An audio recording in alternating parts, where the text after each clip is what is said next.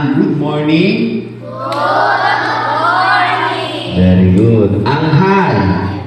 Hi. Ang hello. Hello. Hi. Hello. Once more. Paano ang hi? Hi. Paano ang hello? Hello. Okay. So ngayon naman, daragdagan natin ng kaunti. Ano? Ang ituturo ko na, may nalimutan pala ako. Paano ang nice to meet you? Nice to meet you. Ayan, very good. Ngayon, dadagdagan natin ng kaunti. Sino sa inyo ang pamilyar sa single hand signaling? A, B, C, D, E, F, G, H, I. Sino pamilyar sa inyo daw? Marami?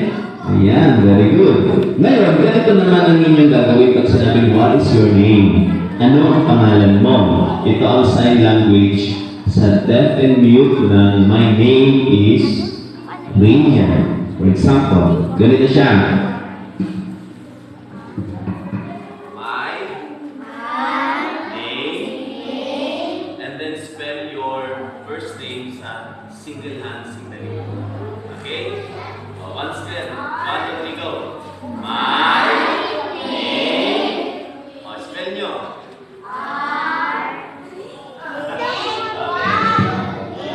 I-spell niyo yung inyong sariling pangalan sa single hand signaling.